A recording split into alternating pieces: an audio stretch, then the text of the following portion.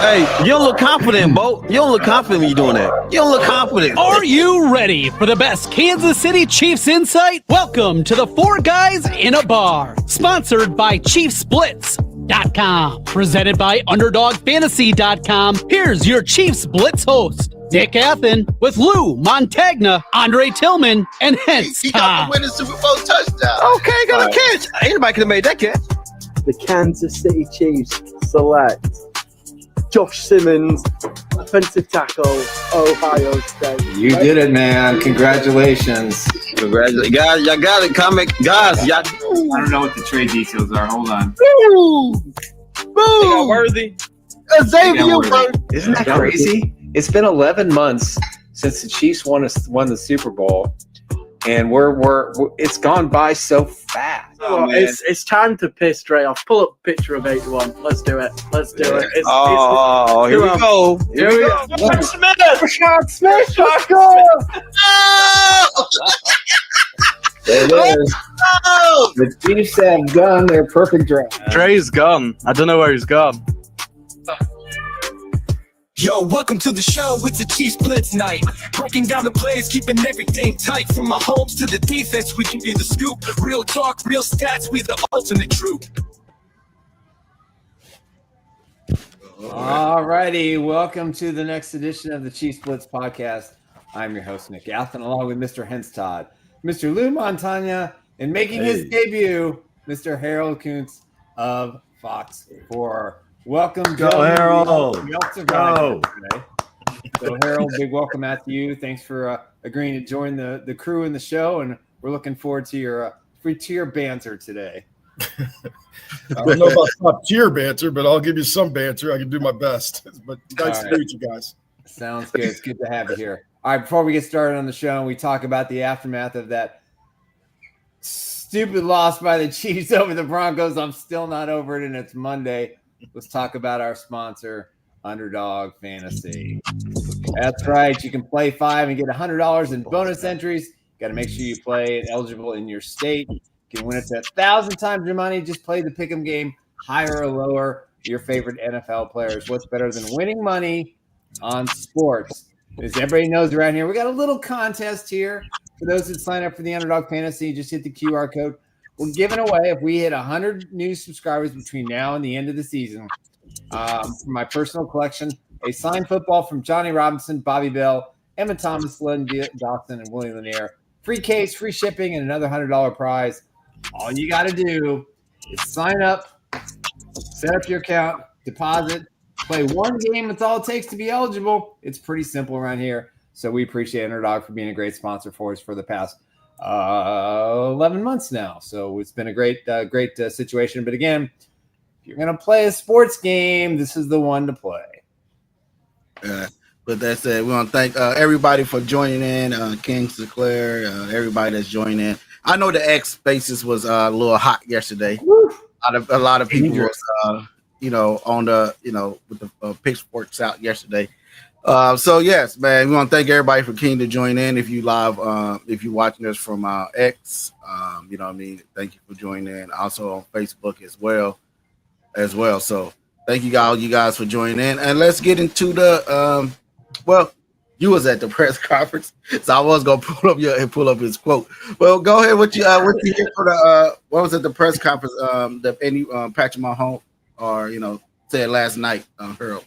I'm gonna put up the quote where you talk about it. Yeah, sure. It was a lot of the same thing and the same answer for different questions, if that makes any sense, because he kept saying over and over, it's on me, and that's fine. It is on him, especially the red zone turnovers. It is solely on him. I know that's hard to say that, Patrick Mahomes makes mistakes sometimes, but he is human, and yes, he's making mistakes because there's a lot of things wrong with the interception in the red zone, which I think a lot of people are pointing to. And one of which is really you're throwing to Elijah Mitchell on a critical play in a game. That should not be how the play works.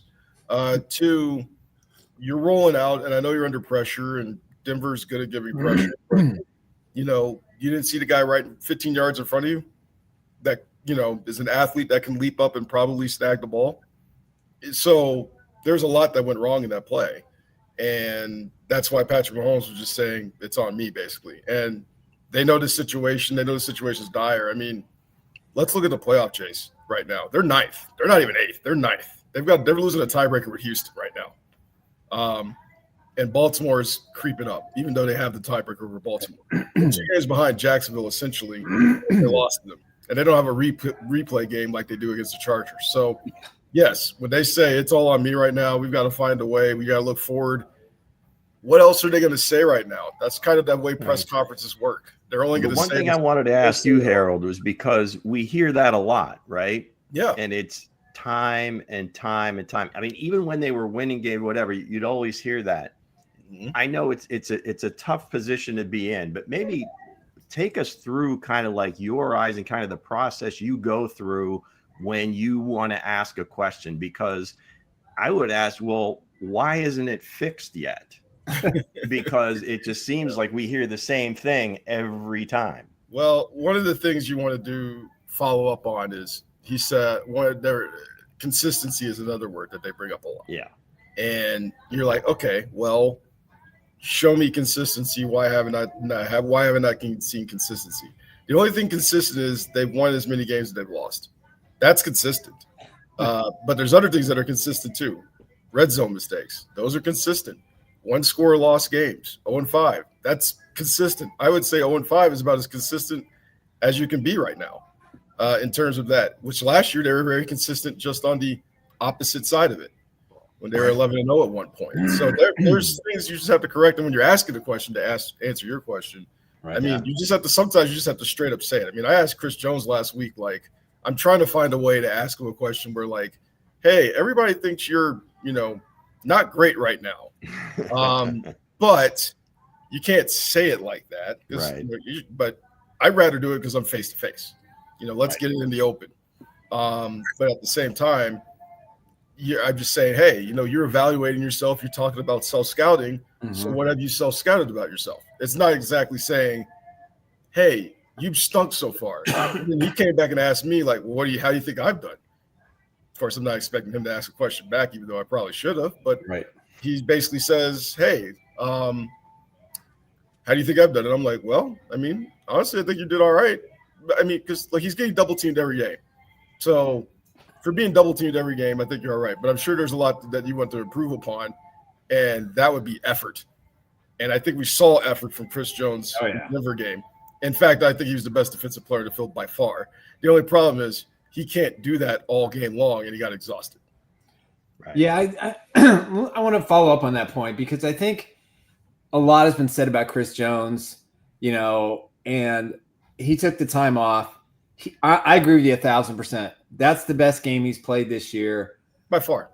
But the problem I have is, and this is why, Kalen Sanders is signing with the New York Jets, which even if he's not that good anymore, at least he's a guy that they knows the system could bring in. And I'm not saying he's the answer, but they don't have anything else on the defensive line that's helping him. Yeah. Karlaftis got a lot of money, and he's in pass coverage.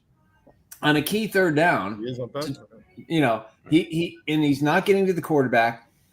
I can't tell you how many sacks this man would have if he would simply just split the guard and the tackle.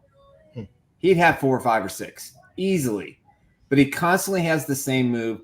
Chris Jones isn't getting any help in the middle of the field, and I think he gets a bad rap. And I want to add one more caveat to this because you haven't known my opinions, but I personally think Chris Jones may not play football after this year. That knee, this could be a really difficult season, but he balled yesterday, and his teammates let him down defensively. Yeah, I think Chris is going to go until the wheels fall off. He's got that Travis Kelce mentality. He's going to go until the wheels fall off. But sometimes an adult has to be in the room to tell him, hey, the wheels are off. But it's not hard to say that he's probably played like 1.5 seasons in one season. And that's not adding on to the fact that everybody's played a full season on this team for the last 7 years. Right. They've played 17 postseason games. That's a full season. They've played a full season extra than everybody. So there is some level of exhaustion to the team right now, just from a mental and physical standpoint of playing so many critical situations, so many big plays. Eventually, it's just the bottom's going to fall off, and it's going to fall off hard, kind of like what we see right now, especially those one-score games, right, where they just can't seem to make it happen. And that goes for everybody, not just Chris Jones. Right. But he's a player that, he's doing his job. He knew he needed to turn it on in the second half of the season. He did. Travis Kelce knew he needed to turn it on in the second half. He did. I mean, we saw that first, the second half, the first possession of the second half offensively. What do we see? Mahomes to Kelce, Mahomes to Kelce, Mahomes to Kelce, Mahomes to Kelce. Like, we just, it's like, all right, we know it works. Let's do it. Just keep doing it. Let's keep doing it. But you also ignore everybody else when you do that. But yeah, you ignore everybody else. And offensively, they didn't try to ignore everybody else. What did we see? A deep shot to Xavier Worthy, it missed. Yeah. Well, we saw a deep shot to Tyquan Thornton, it missed. Now we saw the one connect in the second half, which I think was the most critical part of it. When they connected to Tyquan Thornton, I was like, okay, they might win this game. Yeah, I thought that was the turning point. But instead, red zone mistakes. I mean, they did get a touchdown on that drive, but the red zone mistakes still occurred. So they're just not making that extra play, that football always says about that extra inch that you need. They're just not getting that extra inch, and they don't know why it is. I mean, statistically, they're hanging around with just about everybody. I mean, yeah, I mean, they're look not at Vegas. getting Look at Vegas. They still think of them as a third Super Bowl favorite. They're 3 or 4 favorite right now. The games are still like they were last year. They're just not winning them. So if you play that many one-score games, eventually it's going to catch up with you. Well, they got all the good ones out of the way last year, and it seems like it's getting away from them a little bit. And in watching the game again, or watching parts of it again, and you could see this, and other teams have done this before, is it seems like the wide receivers that we count on have a very difficult time separating in man coverage. You don't see a ton of balls in the kind of like over the middle unless it's Travis, because he seems to be the only one that could beat man coverage. And I think that's why Patrick goes to him so much. Everything else is caught around the line of scrimmage. There's no intermediate game at all. Well, I mean, I'm not normally a stats guy, but I think Travis and Hollywood had 10 yards per reception. Xavier was 8. Rasheed was 6. Patrick's average yards per attempt, 5 yards. I mean, in a successful offense, you'd like to see 7.5 to 9 in yards per attempt. Now, again, that doesn't tell the entire story, but it gives you a little bit of inkling as to where the offense is. And if the defense doesn't respect that you have a runner that can break a long one, they can play a light box and man up, and now you're left with what we see. Patrick trying to extend and make plays. And if he's not playing at an elite level, I mean, elite, he can't even just have like an above average game and they win. It just goes very poorly. And it's just really hard for people to fathom why the hell is this team playing so poorly right now. And I want to thank everybody for continuing to join in from X, Facebook, and YouTube as well. But it's a question that's thrown around out there. Should Andy Reid be on a hot seat? That's a lot of people are saying. A lot of people said last night. You see it all around X. You know what I mean? Yeah, I kind of laugh. The pitchforks are out. Should Andy Reid be on the hot seat? Should he? That's what they said. They said some said he need to retire. Some said, you know what I mean? It's everywhere. One guy said a lot. A lot. But I see it all today, this morning as well. So I'm gonna go ahead and let Lou go ahead and answer that. Then we'll go to Harold next. Go ahead, Lou. Hot seat would be a little overboard at this point. I mean, you'd like to see them, make these adjustments they keep talking about and make the corrections that they keep talking about, because it just seems like it's rinse and repeat. Whether, I don't know. I mean, it's like they're sticking to the same schemes, the same things that have worked in the past. And whether it's these particular players or just the defenses have caught up. But in terms of a hot seat, come on. I mean, he's won, 3 Super Bowls. He's been in 5 of them while he's been here. They win the division every year. They're in the championship game every year with Patrick. So, no, I don't. Hot seat, no. I'd like to see and, maybe change a few things, but not the hot seat, no. Contractually, Andy Reid's going nowhere. He's got a lifetime contract, essentially. A lot of money. That one answers your question just from a financial and contractual situation. 2, I'll ask you this, and this is hypothetically speaking, because the even thought of Andy Reid being on the hot seat is honestly is asinine. But let's answer this: who else are you going to get? Ask yourself who you're going to get. Yeah, that's the biggest It's question. not like, and it's not like quality NFL coaches. Every NFL head coaching tree or every circle, should I say, every year there's 6 coaches, and like it's like drafted quarterbacks.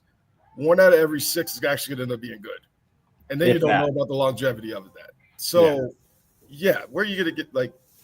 If there's anything that we know that 15 likes, it's structure and familiarity, and don't take away that structure and familiarity from him. They're never going to do that. And yeah, I mean, I understand fans are going to be, heated a moment, one every, we hear it in college a lot all the time. It's like fire everyone. Right. And colleges actually do fire everyone. That's the problem with college football right now. Yeah. They do fire everyone sometimes. But no, they're not going to do that.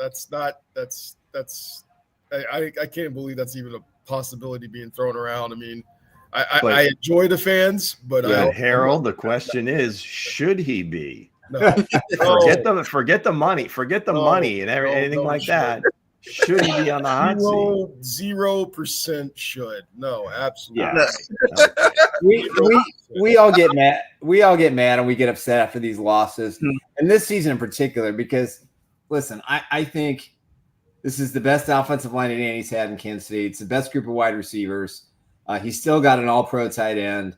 I thought the defensive secondary would be really good this year, but it's kind of not working out that way. I think the problem that the Chiefs have, I think the problem that Andy has, and the reason that he gets so much ire from the fan base is, and you correct me if I'm wrong today, but just watching Andy in that press conference today, he seemed really humble. He didn't have that edge. He didn't have that kind of tired of talking about it or tired of taking the questions. And I just wonder if the problem is more in the staff itself. We've got a mix of guys who have been there a long time and have moved around in different positions. And I think to keep Patrick happy, you don't want to make too many changes, and you're not going to go hire Cliff Kingsbury because it's not the right time yet. So your choices are how much of the coaching staff is to lay blame at why Andy's on the hot seat. That's my question. You haven't listened to the shows before, and I don't like the offensive line coach. I just don't. I think it's way too much talent there. They should be playing a lot better, in my opinion. You got a tight ends coach, running backs, wide receiver coach. We're not seeing the best that these players bring to the field, and Andy Reid can only do so much, and it's all his responsibility. So that's why he takes the heat. But, I'm just wondering if, assuming they don't make the playoffs, which I think they probably will, slide in as the 7th seed. But would it be a bad idea going forward if he made some changes to the offensive staff and just said, we need to go in a different direction, or we need to bring in some younger coaches, or we need to do something? Because I think Andy has carried this offensive staff for the last several years, and I'm not sure that's the right thing going forward. Just my take. Well, my take on it, I think he should be. And I don't think he should be on the hot seat. No, like everybody said, like Lou said, the 7th championship, Patrick Mahomes, and everything else, man. I don't think that Andy Reid should be on the hot seat. I know it was thrown around last night. It was a hot topic that was coming up on Spaces last night, and a lot of people was talking about it, asking. And I kind of seen it on X earlier today, man. Like, should he be on the hot seat? Should we be asking that question? You know what I mean? I think a lot of Chiefs fans wasn't here. We're around the bag days, you know what I mean? Todd Haley and Romeo Cannell, those days and stuff like that. And this is what we see. We see the you know what I mean? You're gonna have some losing seasons. You're gonna have some seasons that you're down. And be honest, you know what I mean? I think the Chiefs need that little rebuild mode. You know what I mean? Me picking up there to hide and draft. You know what I mean? Because all these other teams have been done it. But should he be on a hot seat? No, I don't think so. Let's go ahead and somebody else said this in there and said Hense is Somebody said something in the chat. Land of the tree.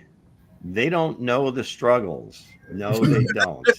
all they know is the success. So it's hard to really sit here and watch them struggle because you're looking, well, it's the same players, same coaches. Why the hell can't they get this done? And I understand what they're saying, but again, it's just like, if you're flipping a coin, if you like 17 in a row come up heads, those tails are coming up pretty quick, right? And that's kind of what's happening with the 1-score games. But we still look at the field. We look at, okay, in the here and now, today, forget about everything they accomplished. It's just the team is very Patrick reliant. I mean, plain and simple. Just as Buffalo is completely Josh Allen reliant, Patrick has to carry the offense because, again, to the things that I mentioned before, the wide receivers, as much as I love them, if it's not a go ball, everything is near the line of scrimmage. And I don't know if that's predictable, if that's all they're able to, if that's all the coaches trust. But going back to the shuffling on the offense, he has done it in the past. Coach Reed, he brought in different when he brought Chili back to be a consultant. When they brought in Alex Smith as a quarterback, they brought in Doug Alt from Nevada to teach him the pistol and put in the RPOs into the West Coast offense. So he is open to like innovation and whatever, but it just doesn't seem to hit the field. And it's not so much coming up with these trick plays. It's just kind of finding different concepts that work against the way defenses are playing them now. Right. So can you get to the next question for me, Lou? Because this a lot of people is asking as well. Okay, so is Andy's inflexible? I love it. Look at that big word. That's way to go. Singular reason the Chiefs are 0-5 in close games. Let Harold go. Yeah, first. I just said my piece for the most part. So yeah, Harold. I mean, let's look at the 1-score games. They came down to one play. Honestly, we can go back to the Brazil game. Chris Jones admitted he lost contain. Right. It was a 3rd and 14 that turned into a 15-yard run from Herbert. Maybe if they get a stop at that time, you think Mahomes and them can lead the offense down the field for a potential game-winning score or tie and send it in overtime. Let's look back at the 1-score game they lost to Jacksonville. There was a 100-yard interception return for a touchdown. How rare is that? Came down to one play. Let's look at last night. They don't throw that interception in the goal line. They may win that game. Let's look at the Eagles game. They don't throw an interception in the goal line. They might win that game. You notice a common trend I'm getting at here. Yeah. It's interceptions in the red zone. That's 3 of their losses. Right. And now, one was like off the hands of Travis. Okay, that happens sometimes. But like 2 of those, they knew better. So they knew better. Chris Jones knows better to not lose contain. Patrick Mahomes should know better not to throw red zone touchdowns. And we're talking about the guys who are the leaders of the team. Right. So one play, let's say we reverse 2 of those plays instead of 5-5. They might be looking at 7-3 right now. We're looking at this completely different. Yep. From just 2 plays. So that's really what it comes down to. I mean, again, as I said earlier, a lot of these things come down to inches. A lot of these things come down to one play. And they're just not making the play necessary. And the play necessary in football means you're 5-5 facing the Colts team who's got aspiration for a 1 seed right now. And let's look at the Colts. That thing doesn't revolve around the quarterback. It revolves around the running back. Yep. Right. I mean, that Colts team is more so a harken back to when Henry was on the Titans and he was carrying the load. Or it was, like the 80s, 90s type, running Adrian Peterson, wherever he played. Yeah, Adrian Peterson when he was either with Minnesota or anywhere else. So, I mean, that's how they operate. But people seem to forget that sometimes. You got to take a little bit of a step back and quickly realize that if Travis catches that touchdown, they might win the game over the Eagles because it's not like the Eagles were doing offensively and still aren't doing anything offensively to make you believe they're looking really good on offense that they could come back. And you look at the Chargers game, they have an opportunity if they don't lose that. You look back at you look back at last night, like the defense has a 3rd and 15. The defense had a 3rd and 15 on the first. like the first quarter, you can't lose the game, but you can certainly try to win the game or set an established tone. And Shamari Connor gets that sack on the first play, and then they get the 3rd and long. What do? They give up a pass play for a good conversion. Yeah, because what we have seen from Bo Nix is that if you speed him up, it doesn't look nearly as good as when he has time. And one thing I will say, you mentioned coaching staff offensively.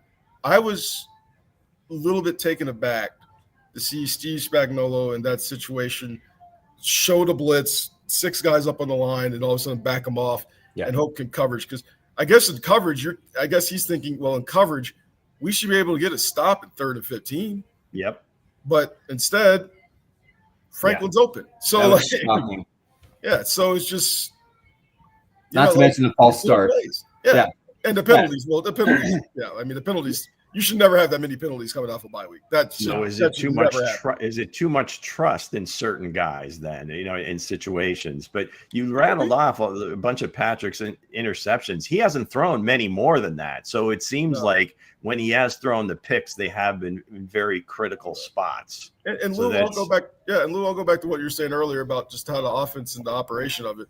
Like I would say, when they're at their most efficient is when the ball is getting out of Patrick Mahomes' hands quicker. They're getting it to their playmakers. They're getting that 6-7 yards. They're mixing in a little bit of run. I think that's when they're most efficient, when they just go back to just good old-fashioned get yourself in 2nd and shorts, 3rd and shorts, convert it. It is going, Harold, and against zone defenses, or if the corners are playing off coverage, then he can get them out there and the players can make their play. But if they're up in press coverage, some of these get. I mean, you would think Xavier would be able to separate. Rasheed would be able to separate it. I don't think that part of the offense isn't really that apparent. We're not seeing that. It's true. I do think Xavier has separated in some instances. He has the ability to. I believe that, but I don't know if maybe it's what they're calling, and they're not calling enough of the other stuff. That's the difficult one because we just don't know. Yeah, I think the other thing too. Go ahead, Harold. I was saying that I mean, last night a lot of people said it was a 3rd and 2, right? It was 3rd and 2, and the Chiefs punted the ball away, and the Broncos scored down there and kicked the game-winning field goal. A lot of people said, well, you had Kareem Hunt. Why you didn't run the ball there, or why you didn't? What was the play calling there? And that's what a lot of people are saying about last night. But in the that was certainly a tell, right? Because if Kareem's not on the field, they're probably not handing it off. Yeah, right. The other one was Juju. He didn't get a single target. Every time he was on the field, I think he was out there to block. And I would imagine if you're a decent coordinator, you see that. So that's kind of a tell. Yeah, Juju had 2 penalties earlier. He only had like 14 snaps. Yeah. But again, man, the 5-5, the 0-5 close games. Chris Jones also said at the press conference that that the Bo Mix knew in them. They knew what they was doing. Their defense check. Yeah. That was telling. And then last week you got Maxwell saying that they kind of do what you had to tell. So I would thought they would come out of there after the bye week, knowing that this is a lot of people are seeing a pickup on our signs of what we are doing. And like Lou just said, when Juju was on the field, you knew that they was about to run the ball, or or actually throw it out to a wide receiver screen. Yeah. And he held a couple of times. So that's why that's what a lot of people are question the play calling in there. So what you had to say, Nick? Go ahead. Well, I think when you look at this overall and you look at the play calling themselves, which is obviously it's been a hot topic in the entire Andy Reid era in Kansas City, but I think a lot of it has to do with the fact that he makes the decision. He's 51%. He's the CEO of the offense. But this kind of goes back to what I was saying before about his coaching staff. It's their job to get the personnel in and get the right people on the field with the calls that they're playing. And I think that's where some of the problem is, in my opinion, too. And Harold, please correct me if I'm wrong, because I am so tired of the 3 letters RPO. Throw it away. Put it in the trash can. Do what every successful NFL quarterback who's got Super Bowl ring has done in the past. Joe Montana, Tom Brady, Terry Bradshaw, Peyton Manning. You always have 2 plays. And you look at the defense, and the quarterback decides which play is going to run it, and that's what they do. And I think this is where Patrick Mahomes has to be much more aggressive in either changing plays, or if he's going to do the RPO, he's got to have better reads, because on that famous 3rd and 1 or 3rd and 2, you know, Rashard Smith, who we love around here, throw the ball right away, it's a first down. Patrick, just run up the middle, you get a first down. You've got all these simple things that we all see and in the heat of the moment, but when you've got this, you know, put Patrick under center more often. Let him really see what the defense is going to do, and then he can maybe make decisions. But for me, the play calling has not been terrific, but it's too much to ask Patrick Mahomes to make to do every single thing to carry this team offensively when the personnel is not there, or you get all the penalties, or he misreads the blitzes. He needs some more help from the coaching staff, in my opinion. But the play calling, and he's stubborn. He's an old mule. He's got 3 Super Bowl rings. You know, there's a lot to be said about that, and I'm all for him, you know, calling the plays, but I just don't see the support underneath him that allows him to maybe get the right personnel on the field, maybe take a little bit of pressure off Patrick, because, and this is the last of my rant, I don't want to hear, I got to do a better job of coaching. It's my fault. It's my responsibility. You're always gonna hear Let's that. Go do it, Andy. He's always gonna take the bullet no matter what. And no, but he's right. He does have to do a better job. But I think Patrick has he has everything at his disposal on those RPOs. And he said it today in the press conference. So maybe he did throw Patrick under the bus a little bit, because, you know, a lot of RPOs were called, they just turned into passes. Well, whose decision is that? It's Patrick's, right? I mean, he looks, he sees, hey, I've got this guy like just coming off the line of scrimmage right away. I can just throw it out there, bang, here we go. But it didn't happen cleanly enough. Yeah. And he can change the plays, but I truly believe Patrick is more comfortable in the gun, and he can see the defense. I mean, we want to see more under center, maybe some play action. I don't think he wants to turn his back to the defense at any time. Probably doesn't trust the offensive line to hold up long enough for him to turn around and then find somebody. But it does seem to be effective when they do it. So that's the frustrating thing. So there's a lot of hands in the cookie jar here. And I think but still, Patrick has a lot of discretion, I believe, in the offense. Speaking of Patrick Mahomes, let's get to the next question. Luke, did we lose here? All right. So as Patrick lost the magic factor due to his recent volume of critical mistakes. Wow. Let's throw the kid under the bus. Let's go. I think, I don't know. Listen, he's made 3 big mistakes in the red zone, and that has, you know, added to the potential for a loss. But the Chiefs are making, in these losses, I think I can count 5, 6, 7 key mistakes. Mm-hmm. And if they make one less in all those situations, they probably win those games. So even though they're not playing the best, and the Mahomes magic is not what we're used to, I mean, he is throwing the ball down the field more often. Give him kudos. I mean, he missed Mile High Air early game. You know, he's pumped up. You know, he sees the field. He sees these opportunities and he misses. And he still has the guts to go back in the third quarter and with a guy breathing down his neck to throw that bomb to Thornton, who needs to play a lot more snaps. He's never been shy about letting it fly. No, he's never been shy. But listen, he's still one of the best quarterbacks in the NFL. Well, there's no question about that, Nick. And he's got all the pelts on the wall, all that stuff. But right now, in this moment, right now, there are certainly other guys that are playing the position much better than he is. No, there's no question. The frustrating thing is on those plays is that Xavier and he just cannot connect on a deep ball. I think I said it last night. Outside of that one against the Chargers last year when Rasheed got hurt in that game, it just seems like it's very difficult, even though he had separation. They had one in the Super Bowl. What's that? He had, So they had Played one a in- couple in the Super Bowl, yeah, but the game was over. I mean, fine. Those count, but anyway, it was kind of garbage time. But the bottom line is, it doesn't seem like on some, they don't hit often enough. You're not going to hit them every time. Right. You're not going to hit a huge percentage of them, but you got to hit more than they are. I mean, that's why you drafted the guy, right? To get down the field, and he's the fastest guy. So let's just run by everybody. Well, I'll see what. Go ahead, Harold. You there? Yeah, I mean, I'm just looking at the question here. I wouldn't say so much the magic factor, but I mean, they're not working within the system that I think they want to have out there. Mm-hmm. And another part of it is defenses are just kind of catching on. I do believe that Denver and Buffalo, those defenses were both tailored to defeat the Chiefs. So those would be the toughest challenges they face in terms of just teams that are tailored to beat the Chiefs. Like the Bills, we're not really tailored to beat the Jets, the Patriots, or the Dolphins, because they were thinking Chiefs.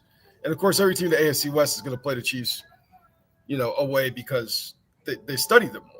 I mean, that's why the Broncos, even though they didn't have Pat Surtain today or Sunday, but that's why they have them. They're like, we need somebody to lock down a good receiver. Right. That's why the Chargers have Derwin James. We need somebody that can potentially lock down Travis Kelce. Like that's why they have those guys. And Sean Payton's teams, since he's been with the Broncos, have given the Chiefs problems. Yes. Like I didn't know of anybody who thought going into this particular game with Denver that this game was going to be not only close but like ugly. Like I had I'm sitting there at the stadium. I'm sitting through a 6-6 halftime game, and I'm like, yep, that's exactly what I thought it would be. It is as painful of a watch as I thought it would be. Yeah, because it was a chess match. Yeah, and that's what happens when you have two teams that are familiar with each other. But in terms of magic factor, I mean, they're making critical mistakes because of where they are. I mean, that's just really what it comes down to. They're in the red zone. They're making the mistakes. We haven't even discussed special teams mistakes, which has been right. That's been. I mean, every week they almost plan for one special teams mistake every week. Yeah, whether it be a missed field goal from Butker, whether it be a kickoff that's returned like it was from Mims on his return that set them up in position, plus the penalty that basically gave them a field goal. You have penalties on special teams. Jack Cochran had his mistakes. I mean, they've had special teams errors, and Andy Reid mentioned it earlier today. They were minus 12 in field position just on special teams alone. Yeah. So you can't start behind the 8 ball from special teams knowing that you're going to get one mistake, maybe two per game automatically. Like, it's going to happen. Like scores like 19-16 shouldn't exist because that means somebody missed an extra point somewhere. Yeah. Or somebody missed something, or in this case, something was blocked. So there's a lot going on with this team. Those are just mistakes. It seems simple. But when you keep doing the same mistakes over and over and over again, there's a lot of them, right? Then it doesn't seem as simple to correct because we're November 17th right now. So, you would think there'd be some correction there. And who knows? Like, you want to say magic factor? I still wouldn't be surprised if the Chiefs roll off 7 in a row just because I'm just so used to seeing it now. We're just so used to like the flip switches. Yeah, they have it. They have it in them. I don't. It's that's the point of this whole thing is that that this could just flip in an instant. It's just hard to watch the process and going through all the kind of mistakes game after game after game. And if you're listening, cover your ears. Speaking of special teams, maybe we add a little bit more explosiveness to the kick return game. Maybe it should just be Tyquan and Brashard back there. Well, yeah, but you need Tyquan clearly on the offensive side of the ball. I know, and that's the hard thing because Nico is on the roster to be a kick punt returner. It's just I don't see the explosive-ness. I don't see the speed. He's not getting any holes either. He's decent. He's not getting any holes either. Yeah. Right. Well, somehow Tyquan averages about 30 yards a kick return. Yeah. Well, that's because Tyquan is a good player. That pretty damn fast too. Yeah. So. But yeah, I know. Harold said he had to go, so he won't. thank him for coming on. We want to thank for joining in with us. But we're gonna go ahead and let Nick go ahead and finish out this question. But thank you, Harold. All right, Harold. Thanks New for era, the Harold. debut. We'll see you next We'll week. meet him next week. All right, Strong guys. performance, man. Nice job. All right. All Go right. Again, I think Mahomes feels an extra amount of pressure to be great and to make plays because he knows that when this team is struggling, he has to make the play. He's got to go out there and force an issue. But again, it's kind of what I said before. It's based on the personnel he has on the field. There were numerous times when he wasn't rushed that he just didn't look down the field, didn't do his progressions. His counterpart, Bo Nix, when he had time in the pocket, he went through him 1, 2, 3. Because he knows Sean Payton will rip him a new asshole. Yeah, well, he knows that too, and Andy should rip him a new asshole too. Yeah, you would think. Yeah. But I think the problem that I have with, I don't listen.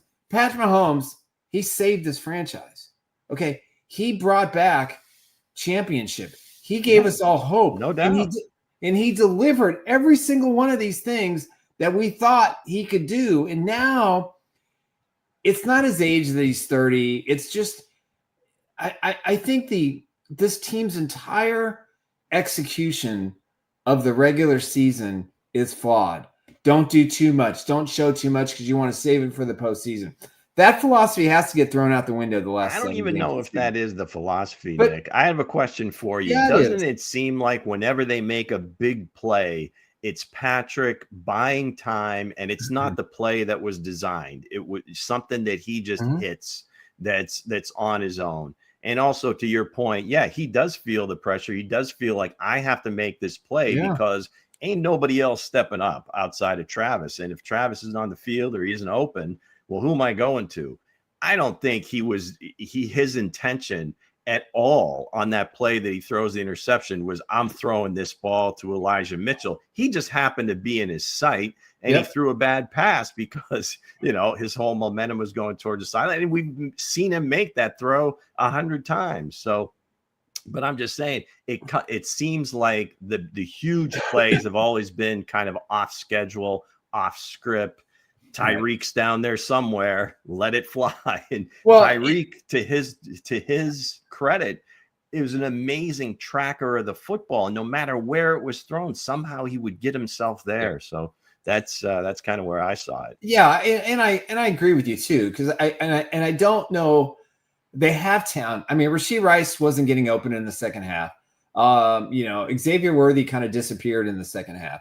They got hot with Travis. So they kept feeding it. Maybe that was the comfort level. But this is where, if you're going to fault Patrick, he's got to know everybody's going to be focused. When Travis and him are hot, that's when he has to take those chances. That's when he has to go away from Travis when he's got 3 guys around him. Even though he can complete a pass for 5 or 6 yards, then it'll open up something else somewhere else. So I think the chess match aspect of Patrick Mahomes is something that we're not seeing like we've seen in the past. And it could be, because we're not seeing him really when he's at his best, he's creating using his legs, creating space, running outside the pocket, giving himself more time. We really haven't seen a lot of that the last 2 games. And I think he kind of let the Broncos come to him instead of him saying, okay, well, listen, if I got 3 guys on the left side, I got a feeling that I can't, I got to either step up, I got to change the plays. Maybe I do a hard count, whatever it is. But I don't think the computer's working as fast because I think there's so many other factors involved as to why this offense has struggled at times. But then again, as good as Denver was, the Chiefs did move the ball at times. They only gave up 1 touchdown. Yeah, and they did a really good job, when they had their opportunities. But when you get the penalties and you get the mistakes, Lou, it's just like outside of a couple of like the 3rd and 15, and then the throw down the left side to Franklin that was kind of the corner route that he threw inside, where Jalen Watson covered it perfectly. He covered the route that he expected to be run, but he kind of bent it inside. So anyway, but the bottom line is I thought they played great good enough defense to win the game. Sure they did. You would expect, to be able to score more than they did. But to Harold's point, yeah, I mean, I expected a 1-score game. I just thought the Chiefs would win, but because Denver struggled so much offensively, and they still struggled for the most part. Yeah. Just Bo Nix made a couple of plays here and there, and they didn't really run the ball, extremely well. Now they were missing J.K. Dobbins, and they're probably missing him for the rest of the season. But yeah, I mean, it was just one of those games where Denver made the plays when it was needed, and the Chiefs didn't quite do it, and you lose. But looking at Denver, go ahead and get into the next question, Luke. Are the Broncos now the best coached and most dangerous team in the entire AFC? Go ahead, Luke. Nick, go ahead. I'm going to say no. I think the Patriots are the best team in football right now on the AFC side. I think the coaching, I think they have less flaws than Denver does, than Indianapolis does. And they're less reliant on a single offensive player than the rest of the Bucs. I mean, with the Chiefs, it's Mahomes. With the Bills, it's Josh Allen. But when you look at the Colts, it's obviously their superstar running back. But the Patriots, Drake May is playing some really good football. They're playing very variable ball, and variable ball is always successful when all the pieces of the engine are firing in the same way, the same direction. He's created confidence. To me, we talk about everybody's talking about the Colts. That's their year. Drake May and Mike Vrabel have completely turned around this franchise. The Patriots are going to be the toughest out in the postseason. There's no question. They will destroy the Broncos. They will beat them up. They will do the same to the Colts. I don't know if we're going to see a Patriots-Chiefs playoff game, but it would be hard pressed for Kansas City going to New England and beat them in the postseason, even with Drake May as the quarterback. So I think I don't think the Broncos are the most dangerous team. I think they're the most dangerous defense. But if Bo Nix can play better than he has, and can take advantage of some of the weak pass rushes that he's facing, yeah, that's why he's been successful. Look at all the games in which they've won and all these fourth quarter plays. It's when all these defenses just sit back, play prevent defense, keep the play in front of him, and he is a master at taking advantage of those situations. And that's why they've won as many games in a row as they have, and that's why they play better in the fourth quarter. A lot of it has to do in the looks that he's facing. But when you pressure him, he isn't. So as far as best coach goes, Sean Payton, to me, I've dogged this guy for a long time. He's been masterful. He's been masterful with the Broncos. He's coach of the year ahead of Vrabel because I think he's got a bigger challenge to be, a prominent figure in his division than Vrabel does with NFC East or AFC East. I know the Broncos. Looking at the Broncos, they could be. And that's a good take on the Patriots as well. Vrabel can be one of them too, but. Long as Kansas City Chiefs are still hanging around, I know what we seen last night. I know what we seen the game before with the Bills. As long as what they say, Luke, if you're not dead until you're dead, right? The season not over. Is 7 games left. They're not dead indeed. So I say when it's all said and done, when there's a game on the line. You know what I mean? I guess just the entire AFC. Yes, they kind of looking good right now. Yes, they probably still win the AFC West. But when it's all said and done, when it's a game on the line, what coach you going to want to call on in the playoffs? Is you looking at it? You got Kansas. If the Vrabel got Andy Reid, Patrick Mahomes. Have you been listening to the show and everything else beforehand? All the pitchforks at Andy's house, the torches in his front lawn. That's why, you know what I mean? That's why I just sat back and, gonna get my take. You know what I mean? If when it's all said and done, and you got Patrick Mahomes coming to your house and Andy Reid and, that coaching staff, their experienced coaching staff with Spags as well. knowing that you got a game one, they're gonna come in your house. You think you're gonna feed them, you're gonna get them a sandwich and chips? No, they're gonna take it. If Andy Reid and Patrick Mahomes and Spags is coming into any of those teams, top teams, if they make it to the playoffs, and I feel like they will, you know what I mean? I don't feel like they're gonna sit out. I know a lot of fans around it. It's Red Monday, it's Angry Monday right now. Really everybody actually seeing red right now because they ain't used to their team losing. But again, I feel like when it's all said and done, if they're not dead, they're not dead, right? They playing possum. They probably playing possum right now. Maybe they want to go on a the fan base could choose. The fan base would like to see another game besides a possum game. So I'm just saying. I agree with you. If the Chiefs get into the playoffs, then I think, they will be the most dangerous team because they've been there before. They've got the DNA to get it done, and your single elimination games, the psychological piece is going to be huge during the regular season. Maybe they've lost their swagger a little bit. Teams aren't quite afraid of them like they used to be. Like maybe they were like the game was half over when they just showed up and walked out on the field. But right now, I mean, especially if you're comparing the two, I mean, Denver and New England, to me, it's kind of a similar situation. I mean, the difference is that Drake May just looks like he is the more polished prospect. And maybe with Stephon Diggs has kind of been a revelation. I mean, the guy has just seemed like he's fit that whole culture hand in glove. And you're like, what? So Vrabel's a little bit different than Belichick. I would imagine a lot of the principles are the same, but I think he approaches it much differently. I think that would be a fair statement. Right. And I like both coaches equally as well. I don't know that there's a huge advantage one or the other. I think the biggest advantage is Denver's pass rush. So that would be the big advantage. But at New England side, I think they're more consistent offensively. Now, outside of Diggs, it's like Hunter Henry and Demario Douglas and Kayshon Boutte, Matt Collins. Right. So they're all over the place. There's not like any specific weapons outside of a known weapon outside of Diggs. And Denver, you don't know what you're going to get. Who is he throwing to? Who was catching those balls yesterday? I mean, there was some Franklin, Cortland Sutton caught a few balls. It was like spread all over the place. When he's really looking for somebody, it looks like it's Cortland Sutton.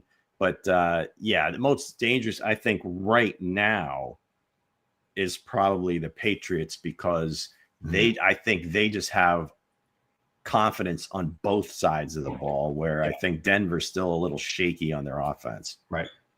Yeah, with that said, the Colts are coming up next. I know we're gonna, and it's a tough game. So go ahead and get to the next, our last Danny question. Dimes with the Chiefs at 5-5 and facing the 8-2 Colts next. Is this true? Here we go. Is this truly a must-win game for the team's playoff viability? Damn right it is. Yeah. This is 5-5, and it's not so much who they're playing or what the deal is. They're 5-5 right now. It seems like just about every team ahead of them they've played and lost. At least the three wild card teams right now: Buffalo, Chargers, and Jacksonville.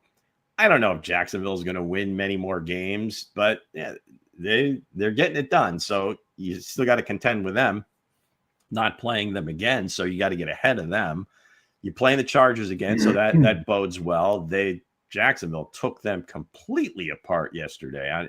Again, West Coast to East Coast, early start. I mean, a lot of different things that played out, but I don't still. like that. So you better get to 6-5 because you look at Baltimore. I don't care what you feel that Lamar or anything else.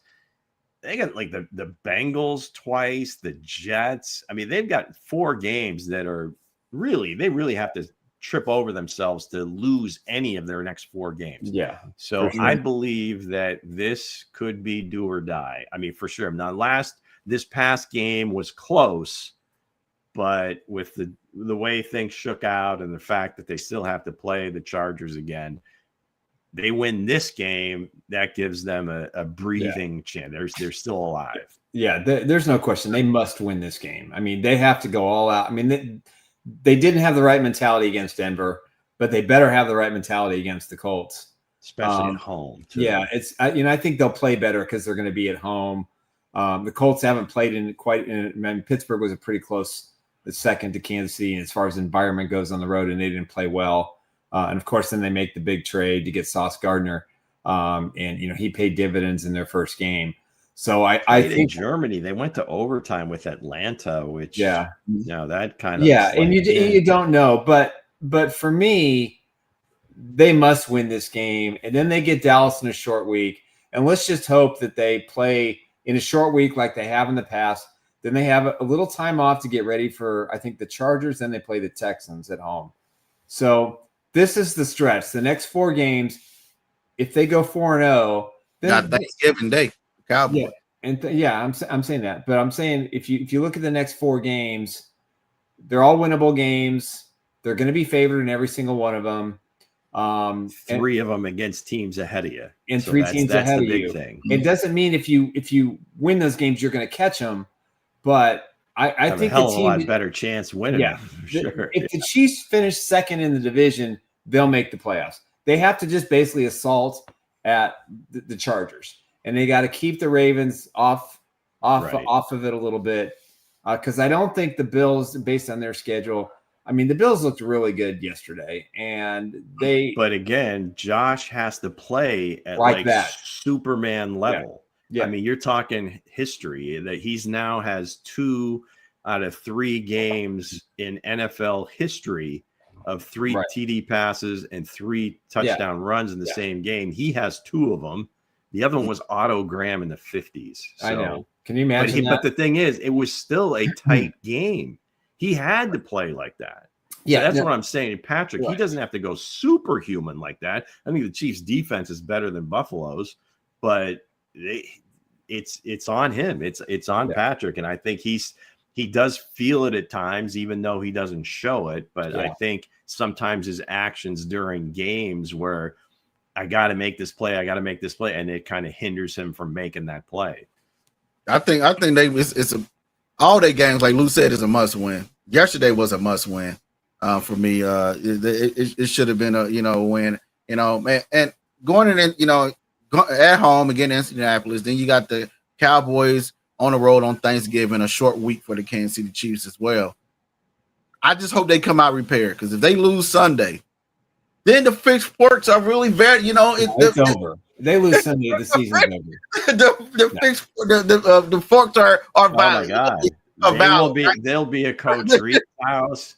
They'll get no. We're talking about NFL draft positioning. If they Patrick's house, you probably can't get anywhere near. We'll be doing our first mock draft on Monday if the Chiefs lose Sunday against the Colts. Easy there, Tex. But again, man, they got to take care of business. They in a weird way, they control their own destiny, right?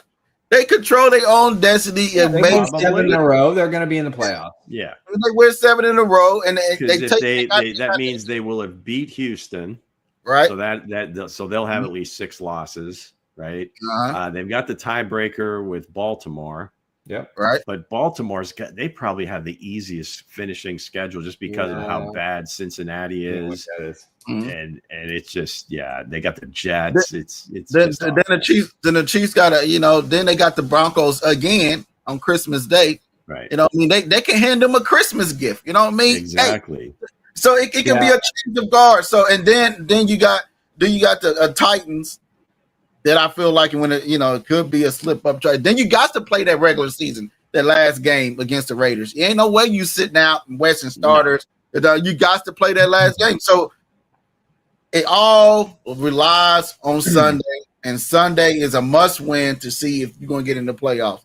If they don't win that game on this Sunday, it's kind of a surviving. It's just like a surviving. Like we talking about the draft. It doesn't guarantee that they get in, but it's certainly, if they lose, it almost guarantees that they don't. Yeah, because you don't want to go overlook. Okay, you play in the Colts. That Cowboys game is going to be a tough game too, because they got a good offense, they got good receivers, they got they a liable team. Dak Prescott can just at any moment just turn it on, right? Any moment he can turn it on. It's gonna be a flying show. Right, but the defense is horrible, but it could be a shootout at any moment on Thanksgiving. Well, don't forget you'll see him tonight. Quinnen Williams will be playing for the Cowboys tonight. I think Overshown, the linebacker, is back tonight, so they're getting some pieces that they have added and some pieces that they've missed through injury. So they might be a little bit better. But again, it is the Raiders. It's a tough temperature check, and it's the first game since Marshawn Freeland passed away, so there should be some emotions for that game. But again, we're looking forward to this game and see what happens next. But we dug the hole. We dug the hole ourselves. Hey, if they get out of this hole, then I will never doubt this team again. Period. End of story. I have doubted them so many times. I have doubted this team with Patrick Mahomes so many times. Any given Sunday, there's a famous saying out there, and I think it embodies Nick. I'm with you. We're with you, win or tie. Okay, yes. We're with you, win or tie. But again, and they don't tie very often. So and guys, I mean, in all honesty, I mean, I've been around this team my whole life. I used to let losses carry me for like days and sometimes. So you've grown. I have grown. This is a much better version, right? There's only 2 times this season I've thought about this when I lay my pillow down or my head on my pillow to go to sleep. The Jacksonville game, I couldn't get out for a couple of days. This game, I felt I pretty much out of it this morning, but it's just like, Lou, we're old enough. We've seen it all. We've seen every edition of the Kansas City Chiefs. We've seen every rendition. We've seen every good coach, bad coach, every great quarterback, bad quarterback, every play. We can name 5 losses that to this day probably stick in our craw enough to where it's kind of always there and it never quite goes away. For me, do I really think the Chiefs are going to not make the playoffs? No, I think they're going to make the playoffs. I think they're going to find a way because, Patrick Mahomes 2 years ago, what did he do? 2 road games, never happened before. He wins a Super Bowl. Okay, now this year, well, he said this, I think, in an interview last year. Well, I've never gone on the road 3 times. This could be the time. If they go on the road and win 3 road playoff games, they've done it a completely different way, and at the end of the day, every Chiefs fan is going to say, "See, we told you." I remember when the Chiefs were 5-5. The Mahomes trifecta. Now he's never lost 3 in a row as a pro. No, he has not. So a lot of trends here. Like I said yesterday on Spaces, Tom Brady season, they had this in New England as well. When they had these, they went 10 years without a Super Bowl. Not fully rebuilds, but slightly rebuild. A lot of people were saying that, hey, if we lose against the Colts, you might as well just stick a note on Trent Duffy's locker and say, hey, we're gonna be trading you away for picks. So might as well pack up. So might as well get ready to pack up. But other than that, man, I feel like this team would turn it around because I do have hope. I always have hope. Like you are the most optimistic of the bunch. My brother-in-law always as long as Patrick is healthy, right? You've always got a chance because again, as bad as it feels like, again, none of these games they're not getting like run out of the stadium. And it's all close games. It ain't no blowout. Bad. That's the most gut-wrenching thing is that they are close and a play here, a play there. Games was 1-point games, and the whole thing flips. Right? I mean, the games they won were all more than 1 score. All the games they lost have been 1 score or less, or 1 score games. So, it's just hard after 17 in a row. It's like, well, we've got this thing figured out in terms of these close games, and now not so much. So, like I said, I go back to flipping the coin. Eventually there's a regression to the mean, right? You're gonna, if you flip the coin 50 times, you're probably gonna get 25 heads and 25 tails. We had 17 heads in a row. Yeah. Right? So now there's seems like a lot of tails are still in the chamber. So let's just take a let's side. Let's get up by 2 scores. Right? Yeah, when you're double digits, you're undefeated. When you're 1-score games, you lose. So just go out there and put the hammer down. I mean, they could put up 40 points against the Colts. You just never know with this team. But I do know, I will say this. We've doubted this team before. Again, You did. Okay, I did. They've been the most success. This is the most successful era of a Super Bowl dynasty team to 7 years, to go to 7 AFC championship games, 5 Super Bowls, win 3. All these things, nine straight division championships. You know what? And they've done it a whole bunch of different ways, with a great offense, with a bad offense, with a great defense and a bad defense, with a lack of running game and a lack of this and a lack of that. And they seem to always find a way. So for me, the ultimate juice would be for them to run the table, get in the playoffs.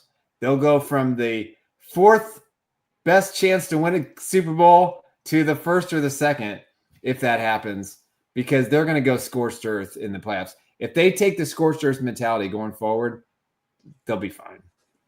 Yeah, I don't even know what that means or what that is. I think if they had that ability to do that, they would have we're going to do it now. They're going to be facing a lot of criticism this week, and they got a choice to make. And I think we all know what it is, man. Play Thornton most of the time, and you probably win these most of these games. I'm just being honest. It can't. Hurt. The offense can't get any worse or any less consistent. So if you've got somebody that has that explosion in them or has the ability, with Xavier on the field at the same time, and you've got, that much speed, one of them should break loose. If you're running the deeper routes, but that's the frustrating thing. And again, it's either the go ball or something horizontal, and there's nothing in between. Are they trying to leave the middle of the field open for Travis because he's kind of does his own thing, or is it just a function that Coach Andy is thinking, I have to scheme these receivers open because they're not doing it on their own against man coverage.